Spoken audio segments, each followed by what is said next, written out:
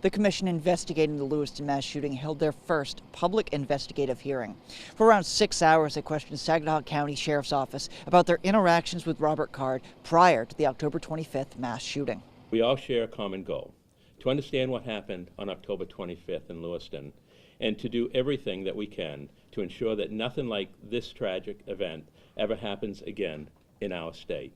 During the hearing, commission members heard about Saginaw County Sheriff's Office's first interactions with Robert Card, which was in May of 2023, when Robert Card's teenage son and ex-wife had concerns about his mental health and access to firearms. Deputies decided not to speak with Card, but instead to speak with his family members and Army Reserve unit about the concerns. What I was told from the son, from the brother, was that Mr. Card was accusing others of calling him a pedophile. Deputy Carlton said he believed the decision to not try and make contact with Card was the right decision, and say they felt limited by their actions due to Maine's current yellow flag law. Because there was evidence of mental health issues, there was access to firearms, but there did not seem to be any threats of suicide or homicide. Correct. Or imminent threat to other persons. You determined that protective custody, at least at that point, was not appropriate. Is that fair? That's partially fair.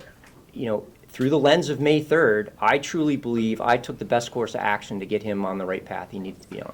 In mid-September of 2023, deputies were contacted by members of Card's Army Reserve unit and asked to conduct a welfare check. Deputies went to Card's address, but weren't able to make contact.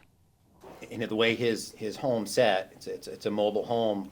You're driving kind of into the end of it, not the side. Could see curtains moving, could hear moving, could hear something moving. I presume it was him. I believe that he was in fact home. Sergeant Schofield said there was a number of factors why he didn't continue to try and make contact with Card, one being the timing of the report. And once I found out that that information was, in my mind's eye, over 12 hours old, it didn't meet the same urgency standard as someone in crisis right here and now that needs to be dealt with. Sheriff Mary defended his department's response to Card's actions prior to the shooting. Deputies believed that the matter with Mr. Card had been resolved, and that when they ended their involvement, that he posed no risk to himself or to others. The next hearing is scheduled for February 1st, where the commission will hear from the families of victims from the Lewiston mass shooting.